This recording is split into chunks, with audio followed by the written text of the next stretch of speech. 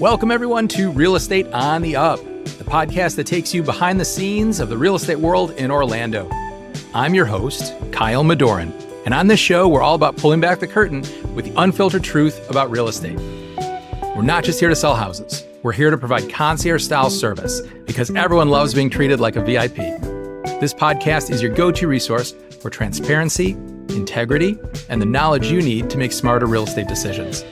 Whether you're a seasoned investor or a first-time home buyer, we've got you covered.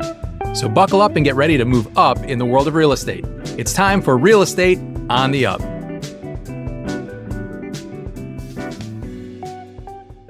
Welcome back to another episode of Real Estate on the Up. I'm your host, Kyle Madorin, and today we have an incredible guest joining us, someone who truly embodies what it means to build a thriving real estate business through consistency, accountability, and a relentless focus on results. Steve Montgomery is the owner of CAVU at EXP Realty, and with nearly 650 sales in his 11-year career, he continues to rank among the top agents in Orlando. His team has built a reputation for success through daily accountability, precise metric tracking, and a prospecting-based approach. But what really sets Steve apart is his background. Before stepping into real estate, he spent 15 years as a reading education teacher. That experience has shaped his client-first philosophy, helping him communicate clearly, educate buyers and sellers at every step, and create an outstanding referral network, not just with past clients, but with agents across the country. In a fast-moving and transient market like Orlando, that network has been a game changer. So today we're diving into what it takes to scale a real estate business, how systems and accountability fuel success, and how Steve has turned his teaching mindset into a competitive edge. Steve, welcome to Real Estate on the Up. We're excited to have you here today. Well, thanks for having me. I really appreciate it.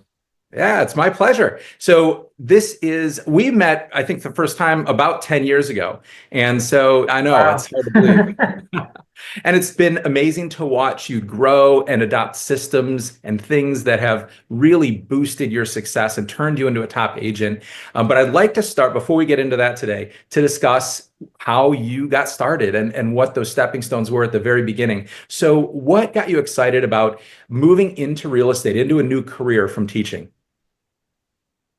The short answer is I wasn't making enough money as a teacher. It's got to be blunt. I've been a teacher for a long time, like you said, about 15 years. And the last year, I had just had my heart surgery, which was my pacemaker. And we just coming off of that, like literally the week after my heart surgery, 2 days I got back from the recovery from that, and I got pink slipped, and which just happens with teachers. We get pink slipped like every single year, and I think I got to the point where I just got tired of the cycle of you get hired, pink slip, hired, pink slip, hired, pink slipped, and I could have gone back another year, found another teaching job and things like that, but I was getting tired of that cycle, especially the fact that right after the heart surgery, I was roughly just under $40,000 in medical debt, even with all my teaching insurance. Yep. And I was making, before taxes, $40,000 a year. So basically I had no way of paying my debt and no way of ever getting out of it as a teacher. So I realized that, we also just had our second child. And I was like, this is, I had no financial plan. I had no financial future I could see. And when I kind of looked at all that, I was like, okay, what do I do?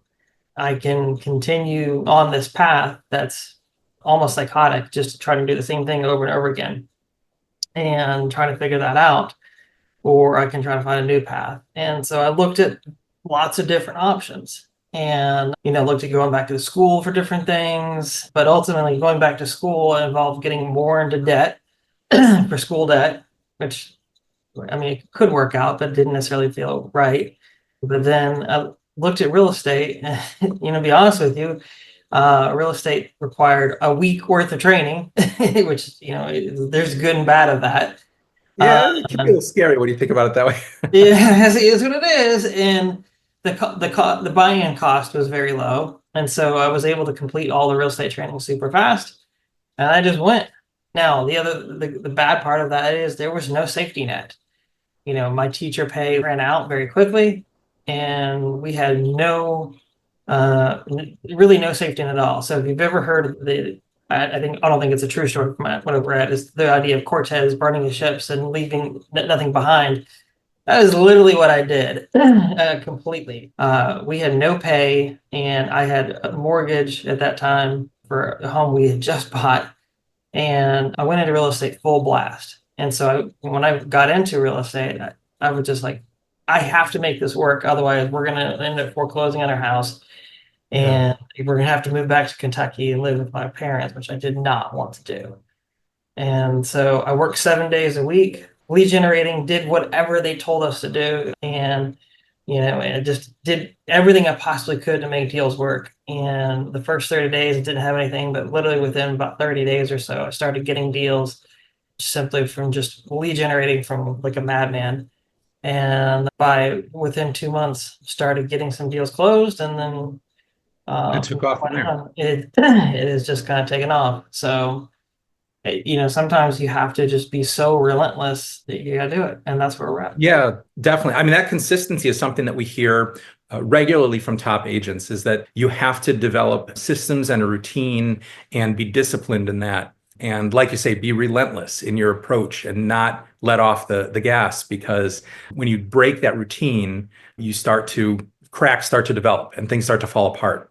And fast forward 11 years now, how many people are you working with? How many people do you have on your team? There's 8 agents total on our team.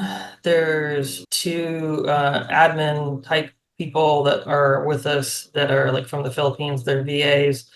And then we have a transaction coordination team that helps us as well. So slightly bigger than a solo agent than we were before, but it's all in all, it's still me working here every single day. I literally come in the little cubicle office, same as I used to, and I get on the phones and I still make calls every single morning. I'm here 8 o'clock every single morning, just like I was Monday through Friday. I still do open houses on weekends. I still do all the little things that I did when I was a solo agent. I don't work 7 days a week like I used to, but I probably work 6 days a week now. That's maybe the slight difference that. Well, that's good. You deserve a little bit of a break. Yeah, I mean, football's on Sundays. I mean, come on, let's be There you honest. go. Yeah, not anymore, sadly, but So in order to build a business like that, systems are important for numerous reasons. I mean, we use systems when you list a property for sale, when you're working with a buyer, also systems to help you manage the team and the transactions and things like that. When you look back at your growth, because we have a lot of questions always from agents who are either newer or are thinking about getting licensed and haven't taken that leap yet, what would you say would be the most important system to develop first to try and springboard your success? I think that the easiest band-aid system, and I would say probably to help a lot of most agents, is to hire a TC. And I would say that simply, and I would say this simply because their job is to make sure that if you're going to get somebody under contract, they're going to make sure that you're in compliance from contract to close. And just so in case someone doesn't know, a TC is a transaction coordinator. Yep. Yeah. A transaction coordinator. Most transaction coordinators are going to charge you between $350 and $400 per file. Most of your commissions are going to be, depending on your price point, let's say $10,000. Just to make sure that your paperwork is done, you don't have to worry about anything from contract to close. $400 on 10,000 is a super small amount. It's money well spent. Absolutely. It's money well spent. You should not be sitting there worrying and trying to do every single thing from the contract to close. You should be out there focusing on getting more and more and more business instead of worrying about, oh, did I get this signed? Do I do this? Do I do this? Like, no, let someone else handle that. And then you worry about all of the things that are going to make you money. Right. Yeah, make sure nothing falls through the cracks. Make sure that everything goes smoothly. That's very important. That's probably the number one thing because most agents do run around in circles, just constantly trying to worry about all the little nitty gritty details when they for the almost pennies on the dollar, they could have someone else doing that for them. Right. And it's not a permanent hire. So you don't have to sit there and do payroll. You don't have to pay them all of that other nonsense that you would if you're hiring an admin that's full time, and that can be a headache, and you don't have to deal with all of that stuff. It's the temporary band-aid fix that I think if you're not doing that first, then you're probably trying to do too much. And I think that's probably easiest thing that I would get anyone to fix first. And so the moral of that, of trying to hire someone, from what I'm hearing, reading between the lines there, is it allows you more free time, or time that you can dedicate, instead of chasing those details and making sure all that's done correctly, to doing other activities that will be more productive. And so it sounds like time management is the main thing that helps with, or self-management, depending on how you look at that. Correct. Yeah. And I think that, people say, well, like, oh, I'm getting time back. Well, what are you getting time back for? Are you getting your time back, one, for yourself? Great. If you're going to need time back for yourself, great. That's totally fine. If you need time back to go do more work, then actually do work when you're saying you're going to get time back, work for yourself. So I think those are the two things that you're getting time back for. Most of the work that a lot of agents do, and when I say this, that most do, is piddly things. We sit around, we shuffle papers, we do different emails, different things like that. But if you're actually spending your time being very, very focused on the things that make you money, then you go from there. Right. So in terms of time, then, what you spend your time doing and prospecting, what are your main activities then, or your sources of leads? How do you generate those? And what have you found over the years to be the most productive for your business? Because every agent's a little different. Sure. So our top sources, definitely, number one is going to be our sphere of influence. And so sphere of influence, if people who don't know what that means, is basically the people who we've worked with in the past, our past clients, people who know, like, and trust us, friends, family, things like that. And then, so how do you really care for people like that? The number one thing is you just pick up the phone, call them, and say, hey, how's it going? That's it. You don't even have to do anything. You don't have to do anything big for them. You just got to call them up and say, what's going on? That's the number one thing that you can do, is just talk to people. Most people just want to know they're cared about. Most people don't get enough phone calls or actual time that someone just says, hey, how's it going? I just care about you. Yep. And then you just listen to what's going on in their life. I think that's like the easiest thing to do that most people don't do for business. And so we used a program from Keller Williams that they use. It's called the DTD2. They take 2 letters of the alphabet. And so every single week we take 2 letters of the alphabet. It's like A and W or B and E or something like that. And you take those 2 letters and you call every single person in your phone with that last name. And then you just go through that week and call all those people. And that's all I've ever done. And it's really not hard. You call all those people up. And that way you call every single person on the alphabet at least 4 times a year. You're right. It's not rocket science by any means. It's not rocket science, but it does take, like you were saying before, that discipline and that consistency to make sure you continue to do it. Because just making one call is not enough. It's the repetitive nature of it. And just so you stay top of mind. Now, the other things we do for our sphere is we do email them once a week, every single week at noon on Thursdays. So consistent messaging over to that time. We have a social marketing team that helps out with that stuff as well. Yeah. Now, the thing that we do is we do events. Like every year we do a pie to our past clients. And so I hand deliver pies. We tried doing the pickup thing. It never worked out for us because our database is super wide and spread out. Gotcha. It's a big pain in the butt to hand deliver 150, 200 pies. Trust me.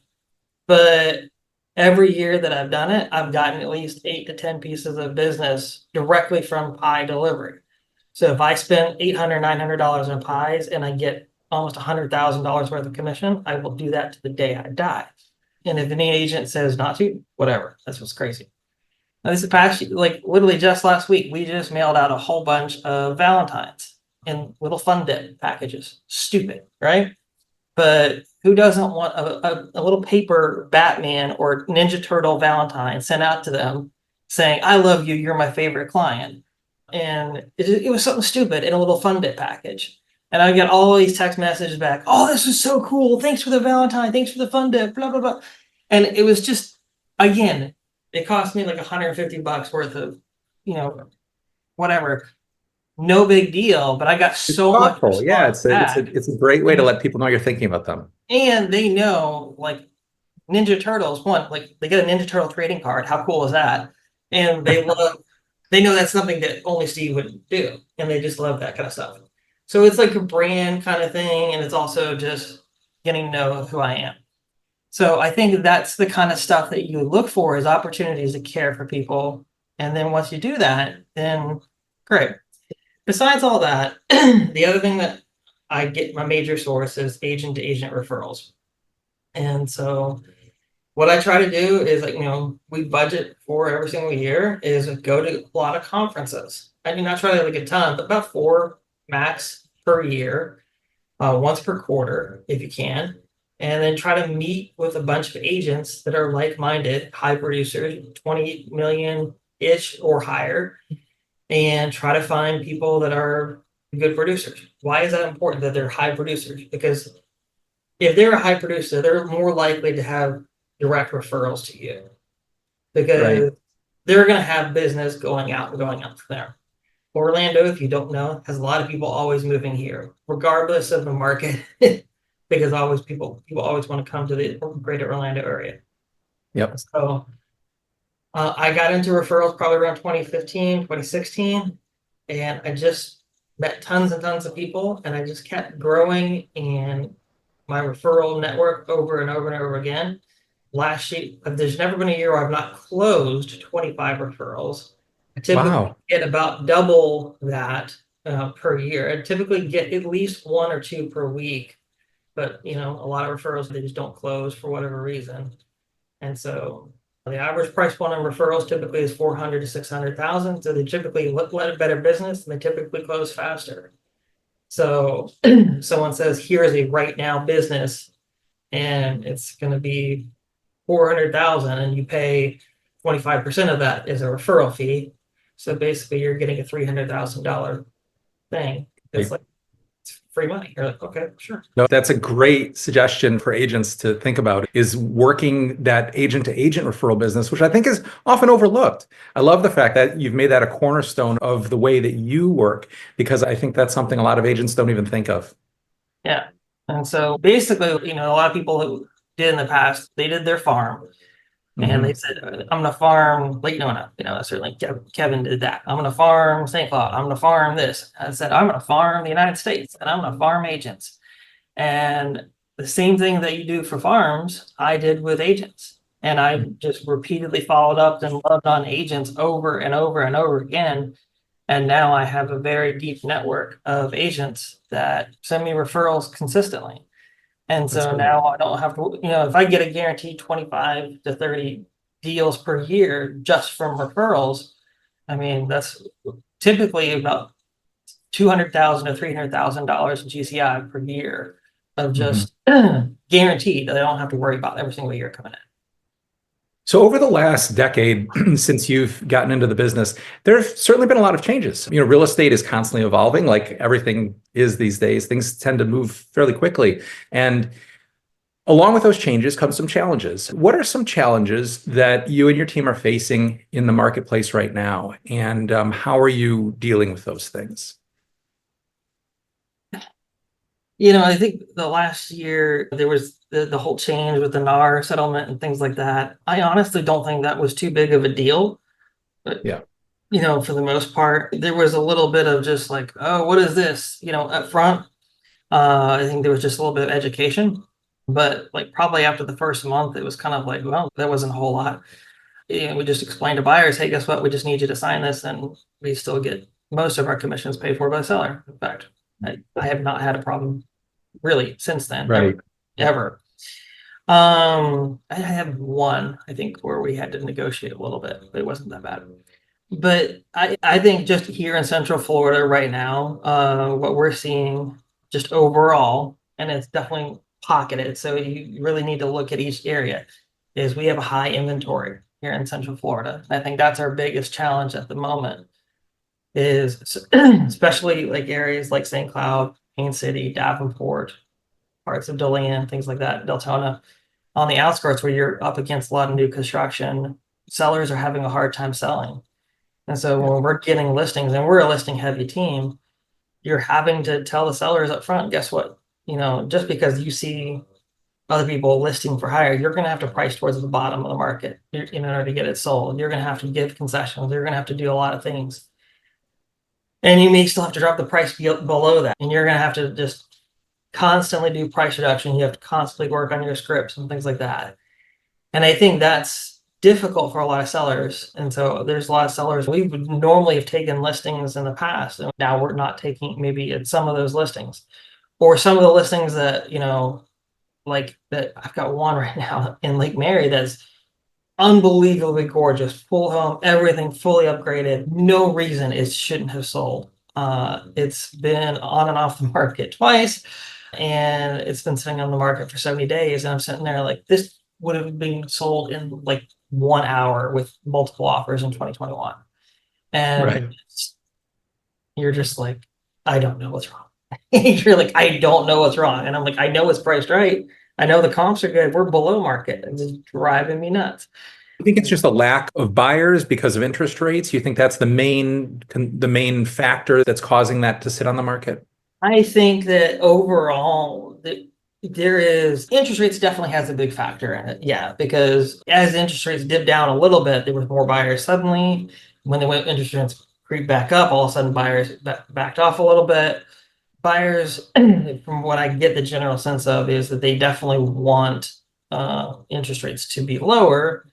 I don't think that's going to happen anytime in the near future. So when buyers are kind of in this or duality of like, do I just go ahead and move forward and just go ahead and get the home that I want? Or do I think that the prices are going to keep going down. So they keep believing this mixed message type thing. So I think ultimately there's a lot of mixed messages and there's a lot of fear out there. And that's what's kind of stalling a lot of things. And in the meantime, more and more homes get on the market, and the more homes get on the market, prices tend to get further and further down. And so we've got a little bit of a stalling effect.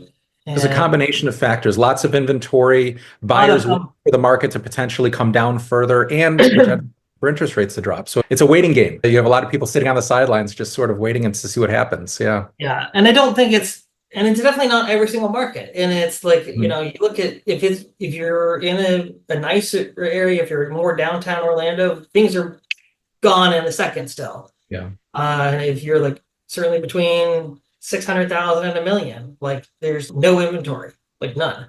It's certainly an interesting facet of our industry is that real estate is hyper local. Yeah. It's something that some people, when they're first looking at a geographic area, they're considering moving, that sort of thing. Sometimes people don't realize how there are these little pockets that buck the trend of what you're seeing elsewhere. Like maybe it is a soft market most places, but in this specific location, it's a seller's market. It's kind of crazy how that works.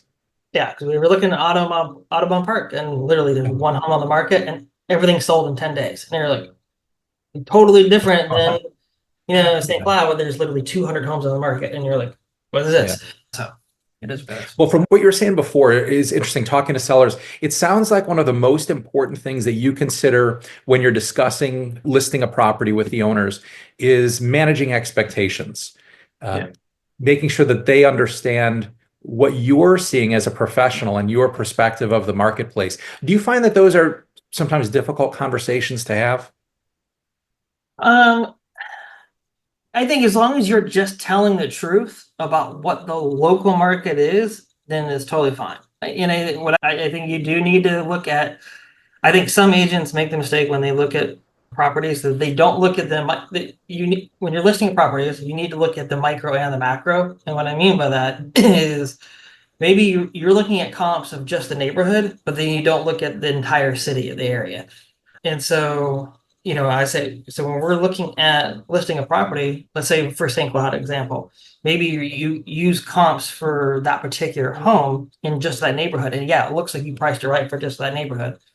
But then if you don't scroll out and just compare it to everything else that's on the market in the neighborhood or in the city, then you won't see how much homes are sitting for in that particular area. And so you have to be able to show the duality of both things in that. And so you've got to be able to tell the truth and in love of say, hey, this is what's going on in the market. Are you prepared to do this? And does this work for you? Here's how long it probably realistically will take. Here's what it will realistically take to actually get your home sold. Does this work for you? And if it does, great. I don't want to hurt you. I want to help you get this thing sold. And most sellers typically appreciate that. They mostly like that.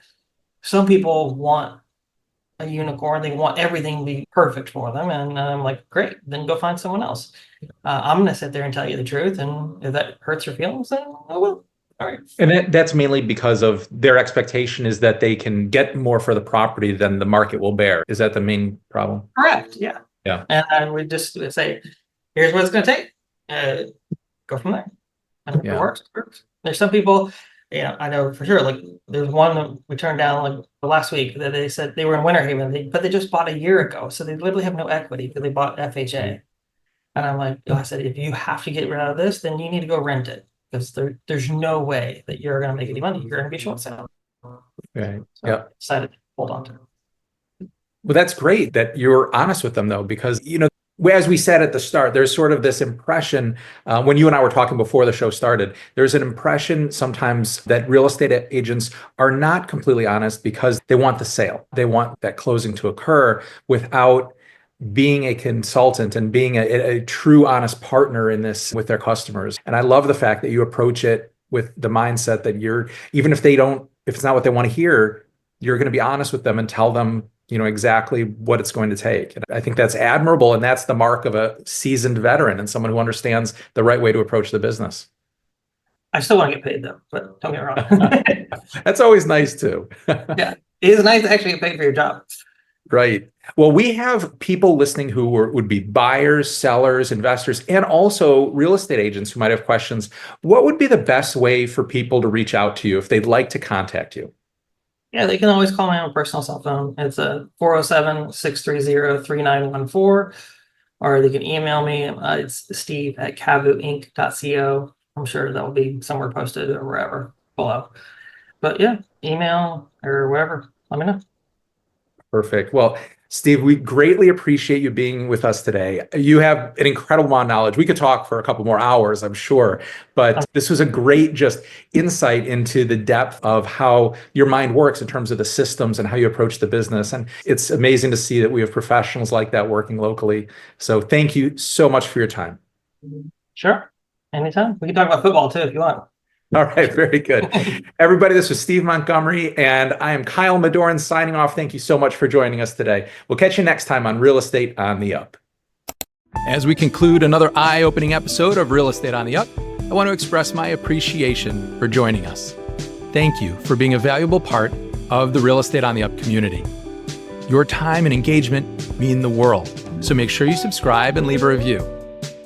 Your real estate goals are my priority, and my team and I are here to provide the personalized attention and service that have earned us high recognition. If you have questions, need guidance, or are ready to make a move, don't hesitate to reach out. I'm just a message away. I'm Kyle Madorin, one of Rate My Agent's top 100 in the United States, signing off. Until next time, take care and make those real estate dreams a reality.